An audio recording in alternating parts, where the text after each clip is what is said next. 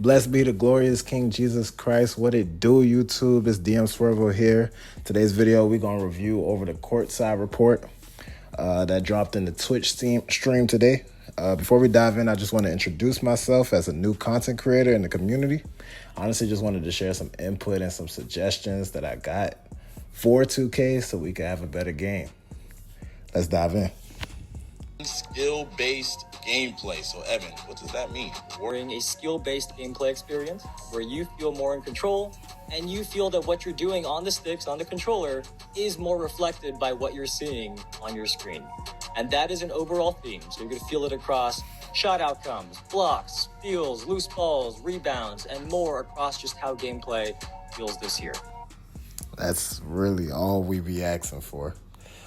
Rewarding the skill-based gameplay. What's really going to separate the community? The problem is, it don't even feel like there's a skill gap.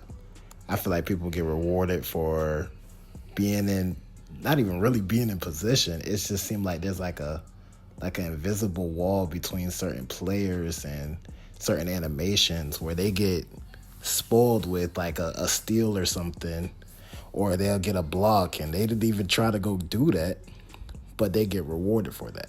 Versus me, who's actually playing good defense or playing good offense, I'm not getting rewarded for anything. So if that's something that they are focusing on. Higher difficulties are going to play with green or miss jump shot timing. Now, when we say higher difficulties are going to play with green or miss. Another skill gap. I can't even tell you how many times I done played online and just got mad at the other player for even being able to choose. They were able to choose that they can play with low risk or normal risk. It's not fair for the competitive players. Then they're making more shots white than I'm making green. So separating that in higher difficulty modes, you leave the people who do want to play a easy 2K, give them a mode for themselves. But for us skill-based players, us who care about, hey, if I made this, that means I had some type of skill to make this, that needs to be rewarded. higher difficulties, that includes most competitive multiplayer modes that many of you all play. So in those modes, you're not going to see early or late releases going in on those difficulties. I think that you aren't going to be able to make a layup anymore. Because this is not meant to make it really hard for you to make your open layups, but rather to separate the really good finishers from the weaker ones, and definitely to make sure that there's more skill involved. Bro.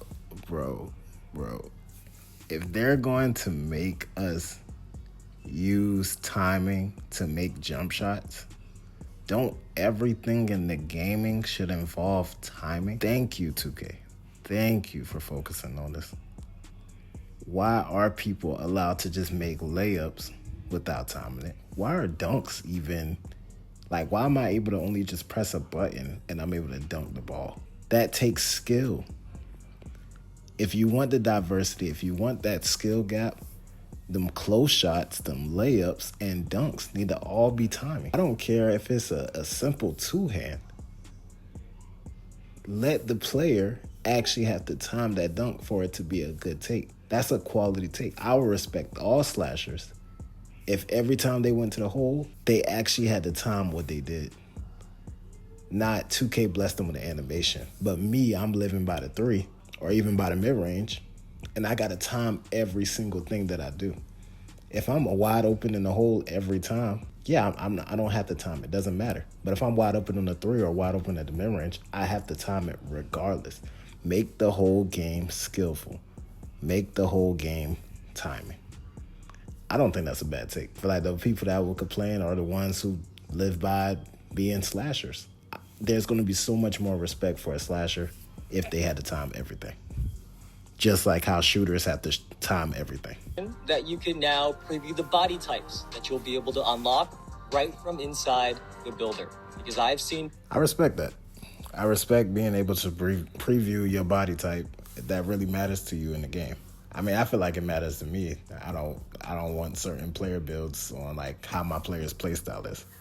It's just a visual thing. But definitely make sure that weight and height plays a factor.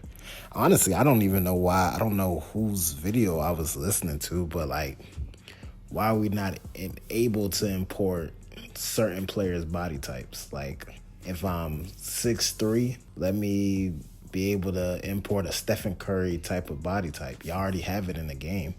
Just allow me to import the body type. I'm not asking for the face scan. Just give me the body type. Or if I'm 6'5", let me be built like James Harden. 6'6" like Jordan. 6'9" like LeBron. People love to make a LeBron type of build, but if you go compare your player to a LeBron type build, it will never match up. You either look too crazy or it just doesn't come out right. Giannis build. You can't really reenact that. But they have certain preset player types, but if they want to give us that more of a, this is my player, they can import actual NBA players' body types matching, you know, your height in a respectful manner. We'll be able to see the body types before you are done with your build. And that is just one example of some of the improvements to the builder. So many people in the community love cap breakers, right?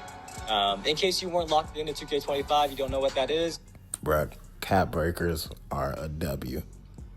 And here's why. If I'm creating a NBA legend and I'm properly grinding the game, I deserve to get better and better. I don't want to make my player 99 overall in the first 2 weeks and he never just gets better. Like, I've been playing all year. That's like saying, for example, Shea. Shea got better over the season. It wasn't like he was the same player from the beginning to the end. I want to have that same type of control, so keep up with the cap breakers. Cap breakers are a W, and I mean, depending on how high of a grinder you are, the more cap breakers you unlock. That's getting rewarded for playing the game. Today, we can confirm that cap breakers will be back in 2K26, and there will also be other new ways to improve your builds and earn those cap breakers that we're going to talk about soon. The other thing that I saw a lot of positive feedback on this year was the takeover system, where you have 5 levels that heat up automatically, you don't need to activate it manually, and then a takeover ability at level 5. That system at its core is back, but it is more in depth now. There are some new mechanics, and the progression is also streamlined.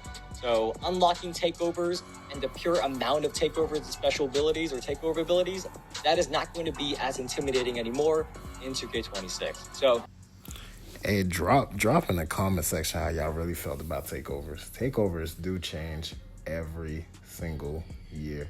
The way they implemented this year, I'm honestly gonna say I like it on my player being visually better. But y'all tell me, like, did y'all really peep how, like, visually better your player got during a game if he's getting hot? Also, too, the takeover when I get it. I mean, that should be the part that's the most arcadey, but at the same time, balanced. Like, I feel like certain takeovers are just more OP than other takeovers. For example, Deep Bomber. When somebody's using Deep Bomber, bro, they're more than likely hitting that long distance shot. It's not like with the silky shooter type of takeover where like you're rarely getting an ankle breaker. So like all I can ask for in the takeovers is them to be a little, you know, that's the arcadey part of the game. You know, I completely understand that. And I like how you can't just turn it on. You have to be a certain type of hot for the player to be, you know, actually have takeover. So I respect that. But I'm definitely going to say make sure all takeovers got an equal or closer to equal type of feel for it. Like a slasher, I feel like I go play like something like my team and I go put on my slash and take. Well, not put it on, but like, you know, actually grind and get it. But my player not really catching catching a body for real. Like I should see some crazy animations really beyond somebody just getting a regular contact dunk because I got the slash and take. Make it cool. Sure that whether you have a short build, a tall build, or somewhere in between, that there are ways that you can be effective on the court. So when we get to the full 2K26 builder reveal, or when some of our creators have their hands on the builder later in the summer, you will hopefully notice some of the changes that are striving to hit that goal of build diversity. But that is it for my player for now. There are my player build diversity. How do y'all feel about that? Is the community like scared of tall guards or something? Are we supposed to like smaller guards? The NBA has came such a long way from majority of the top guards being small guards. Like Jamal Murray is not in the same conversation as Tyrese Halliburton and Shea and James Harden and it's true. You can even go back to NBA greats, Oscar Robertson and Magic Johnson and Penny Hardaway. You got Luka now. Like, there's taller guards. So if everybody's making a taller guard, where's the issue at? Like, I feel like we should have that type of freedom. And if somebody do make us a smaller guard, let them be as OP as a smaller guard really is. But 6'2s, like, I got some clips for y'all. I had a 6'2 this year, averaging 20 plus, and literally I was a threat everywhere. Put back dunks, fading mid-range, fading three balls, being able to pass, being visually way faster than anybody else. But that kind of got dried out for me in the sense that, like, I feel like it was too easy at 6'2", but if you go look at a 6'2" in the league right now, it's not that easy. That's just not the direction of the game. There's a big difference. Yes, make it visually different. That, like, Kyrie Irving is different from somebody's Luka Doncic. Make it different. Even if they go make a Magic Johnson. If I'm able to plug in a Magic Johnson type of player, yes, don't make me look too slow, but don't make me look too fast either. I shouldn't be dribbling as fast as a 6'2", 6'3". So that's the advantage of being 6'2", 6'3", that I can move the rock at a crazy speed. Versus Magic Johnson, I'm still able to push the ball, facilitate the floor without getting ripped because I decided to make a taller guard. And it's all about team gameplay. You're not going to see no 6'2", 6'1" on a ones court to match up with no 6'9" point guard Magic Johnson. It's just not where it's at. Or even Ben Simmons. Ben Simmons was able to run point guard. But guess what the difference between a Ben Simmons and a Stephen Curry and a Kyrie? He wasn't shooting. So yeah, allow the 6'10" point guards to come in, but don't allow them to be no snipers. There was never no 6'10", 6'9" point guard that was sniping. The most I could see is a 6'7" point guard that's really able to knock down the rock at a high rate, like a LaMelo Ball. But if he got a type of finishing or defense like a Penny Hardaway, he's not going to be knocking down shots like a LaMelo Ball. That's how you make the builder balance. Because as an NBA fan, I would love to imitate one of the NBA greats because that's the player I decided to plug in, make some tweaks to make them personalized, and go play on the court and dominate. That's what the idea of the game is supposed to be. There's no Wembys that exist. You could barely make a Giannis, a true Giannis. You can't make that. The game allows you to have the attributes, but for some reason limits you on the athleticism.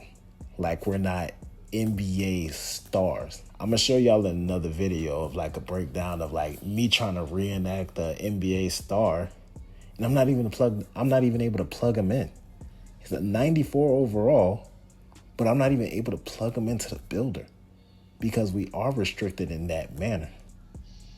Allow me to at least make a whoever they decided to rate a 97, 98, 99 player in the builder.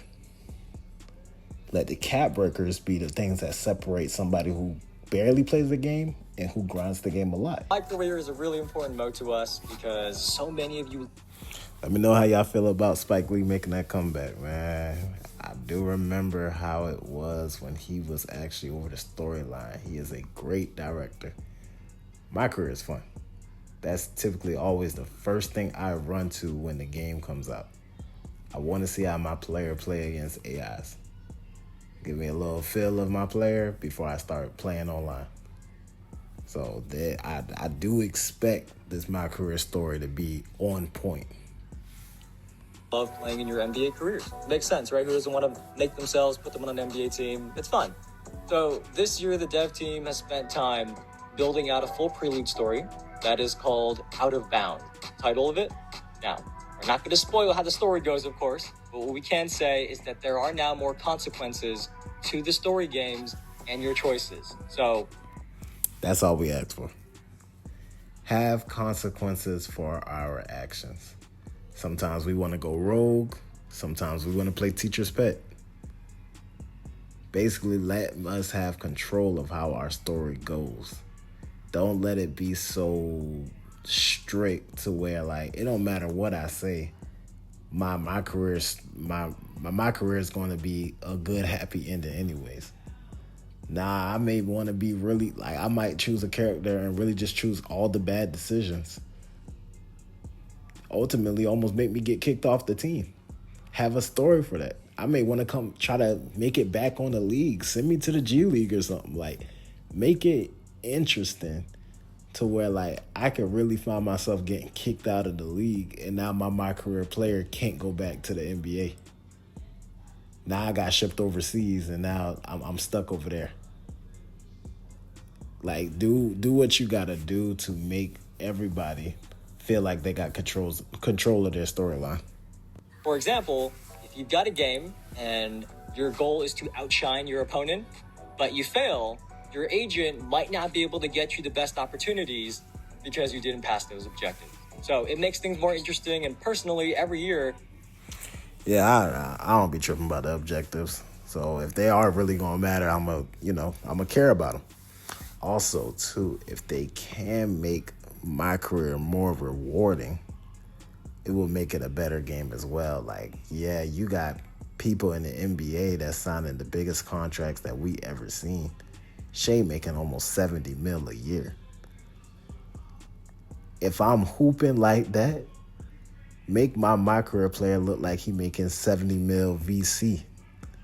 Just because I'm dominating the league I took over, but make sure it correlates to how the difficulty is. Like, yeah, I'm not making the most bang for my buck on rookie, but if I was playing on Hall of Fame, performing at a high level, make sure I'm getting paid VC. Like, I think we want to see about 5K VC in a game, especially if y'all rewarding skill-based gameplay as well. Y'all see me hooping my heart out here. Reward me. I still start with my career for at least a few hours before I go into multiplayer in the city and all that. So I'm excited to play through this Out of Bounds storyline myself. Hope you guys are as well. Yes, sir. Yes, sir. Also, where will you go in the NBA draft? It looked like the draft is back. Well, ultimately, you want to get drafted to the NBA, right? I don't think that's a spoiler. You can say that. The draft is also an area of my career where I've seen brought up a lot in feedback, because it seems like half the community wants to get drafted and half want to pick their team so that they can go to the Lakers. That's true. It's about a 50-50 split. Sometimes I do want that certain player I chose to play on a certain team so I could grind better. But off rip, I feel like I got to get more of an NBA type of experience. Ace Bailey, he ain't get to choose his league. Choose his team. Like, it's like, you give me a story. Let me go play for that team that I really ain't even know they had interest in me, or they was gonna pick me up. But this is my position. This is what they want me for. And let me hoop in that. And then later on, when I get some pull, then I'm able to, like, oh yeah, move around, call shots, or even get players to come over here, or you feel me? Or hey, I'm trading myself, requesting a trade. Let me have that type of control in my career, and all you're going to get is happy reviews. play with LeBron and Luka. Or if you're like Stacks, picking the Knicks, of course, playing with Brunson over there.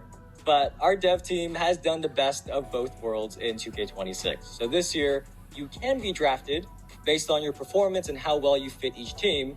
Or you could also bet on yourself. You can pick a team to do a private workout for and try to convince them to draft you instead. So the decision is up to you, whether you want to get drafted or pick your team.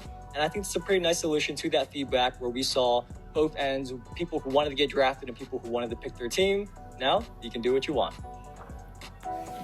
Without showing you the city, because we can't do that just yet, how I would describe it is it's even more intimate, it's even more accessible, and you can get wherever you want to go really quickly to further build on that big shift last year. So if you've heard the words the city come up before and you thought about that really big map with streets and turns everywhere, that is not how the city is now, and I think you're going to really like the one in 2K26. I mean, the city, I personally never really cared about if it was big or if it was small. Like, I mean, I guess as long as you just make it visually pleasing and easy. Nobody do want to like roll around for minutes on end just to go to a certain store. So fix that little end, and that's really all I got to say about the city. Other than that, it's really about the parks. It's really about the parks, making sure those are visual, helping out the lighting so it's not too much shading. The shading be tremendous, like it's treacherous when it come down to some of that shading. Like it's just gonna affect your shooting, all of that. They do gotta make that open scene, and that's why people be crying about making it back like the old parks, because you didn't have to deal with that. But the best thing about this though is, I know y'all heard the news about the whole Rucker Park getting that contract. We might see some real parks. That's dope. That's gonna be dope. I want to hoop in Rucker for sure. So these rank players by the most wins in places like the theater and the rec. And the cool thing is the top player each day is going to have a big 12-foot statue of their My Player built outside of that mode's building. So if you are the number one player that day, whenever somebody walks in, you are going to be looking down on them, kind of intimidating them. So that's tough. That's something new, enticing, bragging rights. As a content creator, if I'm propped out in front of that building, just know I own it. And I'm trying to be on that a few times. Like, that's just to show that, hey, I'm truly a grinder. I truly be winning in this mode. Who really gonna see me about that? So we love the flex in this game. That's bragging rights for sure. We want to call out now that the new designs are focused on more natural and more grounded environments. Is the feedback about what direction many of you want to see the park environments go in, that has been heard. So this year you can expect to see designs like ones that are more similar to courts that maybe you might see in the real world. Maybe in your cities or neighborhoods, you might see courts like these. And one more thing here on visuals is that there are also new lighting improvements and a fixed time of day. And the benefit of that is that it should reduce the amount of harsh shade and harsh sunlight that you may have noticed in the past. Hey, they listening, man. They listening to the feedback, man. I think we got a little something to be excited for. I ain't screaming pre-order yet. I think we got some major news that's coming out on week of August 18th and week of August 25th. After that news, then I'm gonna be saying, hey, let's cop this game and try it out. But we tuning in. When you were playing. Both of those things, I am sure, are very welcome news. I keep seeing those brought up. So, Stacks, I hope the community is happy with them. I see a lot of W's in the chat. That is something that we've been waiting to say for a while, that the scenery in the parks is going to be more natural and more grounded, and the lighting improvements should make the harsh shade and the harsh sunlight a little bit more accessible for you all, less of a bother when you are playing. But Stacks, that is going to do it for our sneak peek. Yeah, that's pretty much everything on the video, man. I like it, but it is only just a sneak peek. Give it a few more weeks. We're really going to let the game simmer in. People gonna come out with leaks. We're gonna tune in on any information that we gather. We're gonna discuss it. I want y'all to fill the comment section up with y'all takes. Let me know what's going on. Let me know how y'all feeling. If y'all plan on pre-ordering, what y'all wish to see, let me know. So yeah, drop in the comments what you would like to see from content creators like myself in the 2K community.